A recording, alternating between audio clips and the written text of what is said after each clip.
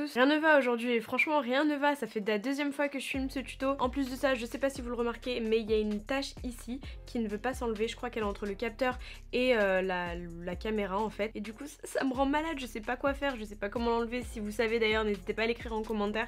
Ça m'a stressé pendant toute la vidéo. Enfin bref, aujourd'hui on se retrouve pour le test de la palette Gingerbread de Too Faced, tout simplement. La dernière qui est sortie, il me semble que c'est la dernière. Du coup elle ressemble à ça. Et si vous me suivez sur Snapchat, vous savez que j'ai filmé ce look là et que j'ai oublié de brancher mon micro. Du coup voilà, il a fallu que je fasse une nuit blanche pour refaire cette vidéo là. Ça n'avait pas de sens pour moi en soi de vous poster une vidéo crash test si je vous donnais pas mon avis en live. Bon bien sûr là vous aurez pas mes réactions à chaud parce que je l'ai déjà testé et j'ai dû refaire le make-up.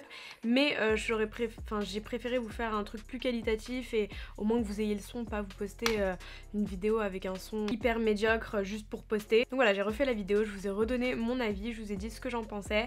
Vous allez le voir du coup au long de cette vidéo là et vous aurez mon avis final en fin de vidéo. Pardonnez-moi, la fatigue commence à se faire ressentir. Dans tous les cas, que vous soyez intéressé par le make-up ou par mon avis sur cette palette là, je vous invite à regarder le reste de la vidéo. Je vous laisse comme d'habitude tous mes réseaux sociaux juste ici. Je vous invite à m'y rejoindre, ce mois sur Snapchat et sur Instagram. Je partage beaucoup avec vous là-bas, j'aime ma vie faire des sondages, ma vie vous demander ce que vous en pensez sur des trucs, ma vie. Bref, j'arrête de parler, je vous souhaite un bon visionnage. J'ai reçu récemment des soins pour la peau, des soins pas vraiment ordinaires je veux dire, un petit peu étranges même. Et ça m'a hyper intriguée. Pour ceux qui me suivent sur Instagram, vous savez certainement déjà de quoi je parle.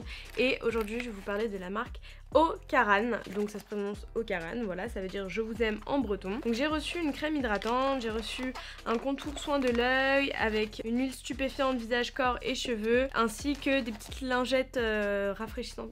Le packaging il est trop cute, c'est trop mignon. Alors franchement quand je l'ai reçu, j'ai pas pu attendre de terminer mes produits en cours. Il fallait que je l'utilise, il fallait que je la teste. Tout simplement parce qu'elle est faite à base de cannabis. Oui, vous avez bien entendu, c'est fait à base d'huile de chanvre. Ce sont des cosmétiques bio 100% vegan et bien sûr 100% légal. C'est fabriqué en France, mais surtout le plus de ces produits là c'est vraiment l'huile de chanvre en fait. Ça a des vertus apaisantes, hydratantes, protectrices.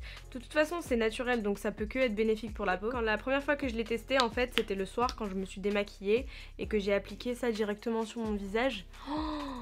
Mais en fait ça vous procure une sensation de fraîcheur. Ça hydrate la peau mais sans forcément vous laisser un voile gras, ça pénètre instantanément sur la peau.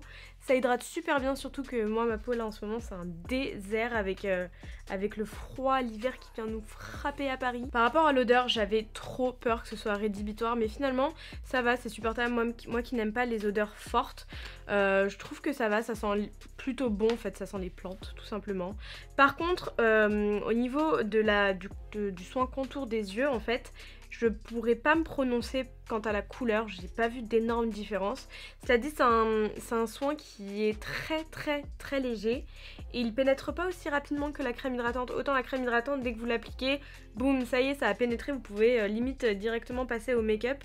Autant là, on sent que ça met un peu plus de temps à sécher et surtout, on sent qu'il y a plus d'hydratation. Concernant l'huile, c'est quelque chose qui va venir apaiser les peaux irritées, qui va venir discipliner cheveux et barbe. C'est quelque chose qui est assez gras, donc je vous conseillerais pas de l'utiliser en sérum, mais plutôt comme soin avant de se laver les cheveux. Et l'huile est 100% naturelle. Je sais pas si parmi vous, il y en a qui l'ont testé, mais ça fait comme des petits picotements en fait, ça a une sensation de fraîcheur et ça perdure en fait tout le long de mon maquillage pendant une bonne heure quoi. Après bien sûr je peux pas vous donner les résultats concrets, c'est juste qu'au niveau déjà de l'application il y a un certain confort et c'est très agréable. Après je pense que j'ai certainement alterné, j'utiliserai comme je vous ai montré dans ma routine soin, d'ailleurs je vous mets la vidéo juste ici, ou là plutôt. J'utiliserai certainement la gaine clinique le matin et celle-ci le soir ou inversement. Bref, je vous en redirai des nouvelles. On passe au teint et en fond de teint, je vais tout simplement venir mettre le NARS que j'ai en teinte Patagonia. Ça fait un moment que je l'ai pas utilisé.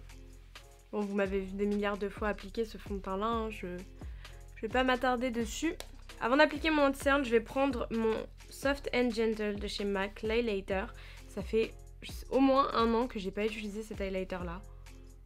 Et je vais l'appliquer sur mes cernes. Cette technique elle fonctionne aussi bien et avec des anti-cernes liquides qu'avec des anti-cernes poudre.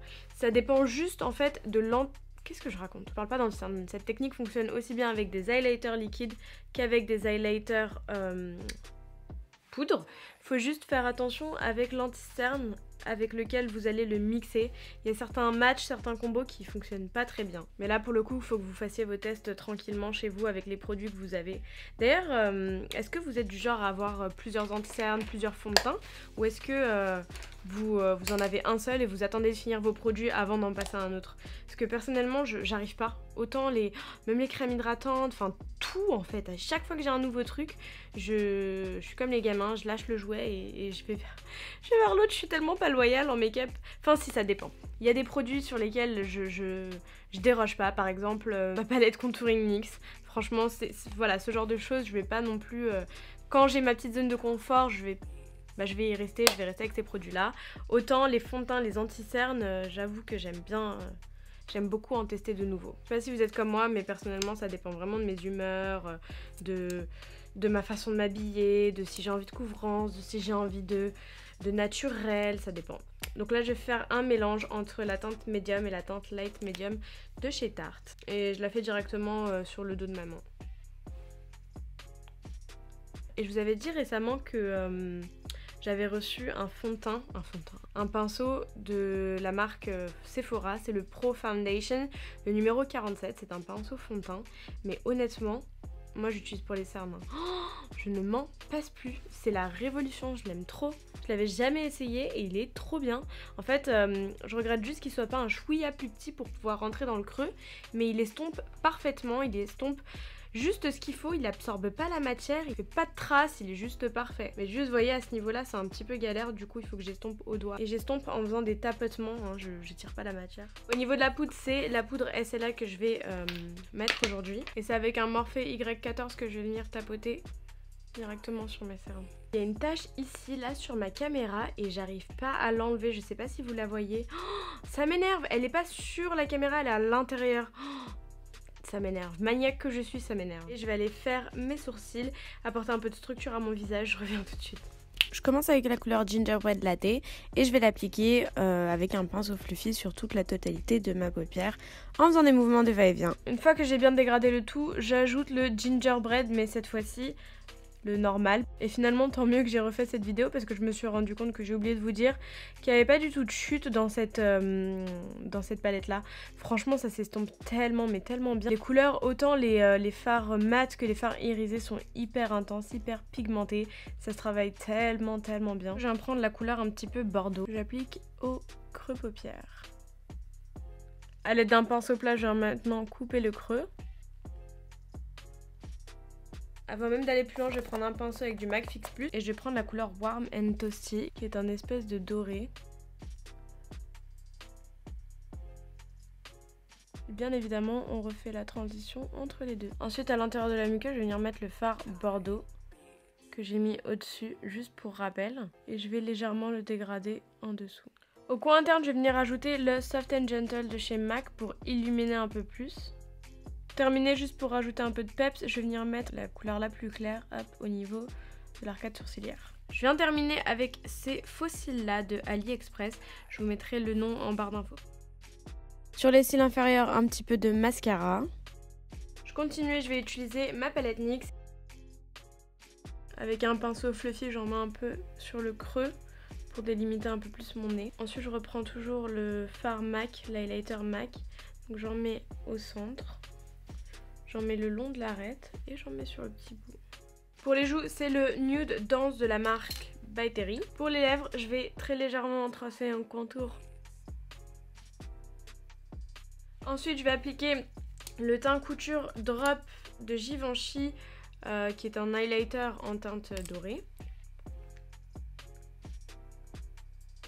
Et je vais terminer sur le Fenty Beauty Glass Bomb. Ensuite, je vous remets du coup la séquence de la première vidéo où je vous avais montré comment coiffer mes cheveux parce que j'allais pas le refaire tout simplement. Donc je plaque avec le produit Elseve que j'utilise toujours comme d'habitude. J'utilise plusieurs types de brosses, soit j'utilise un peigne, soit j'utilise une brosse tout simplement. Et voilà, c'est tout simple, rien de plus compliqué que de faire un chignon. Je galère un petit peu avec mes cheveux derrière, mais avec le Elseve, j'arrive quand même à mieux les plaquer. Je termine quand même par mettre quelques barrettes, quelques invisibles derrière pour que ça tienne parce que sinon ça tombe au fur et à mesure de la journée. Et je dédouble toujours mon élastique pour bien que ça tienne et que ce soit bien slick.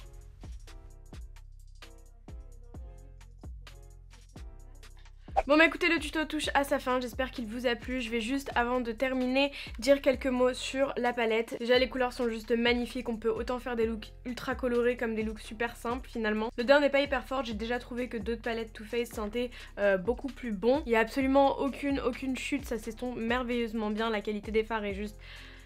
Il n'y a rien à dire en fait dessus, il n'y a vraiment rien à dire, elle est juste canon cette palette, c'est hyper pigmenté, ça se travaille très facilement, donc je vous la recommande vraiment si vous aimez les looks de fête, si vous aimez les looks colorés, si vous aimez les looks, les couleurs en fait tout simplement. Sur ce, si ce tuto vous a plu, je vous laisse déjà le liker, c'est vrai que je vous le demande rarement, je vous dis plus de vous abonner, mais liker c'est aussi important et c'est gratuit, ça coûte rien. On se dit à dimanche pour un tout nouveau tuto, en attendant prenez bien soin de vous, je vous fais plein de gros bisous, ciao ciao. Mouah.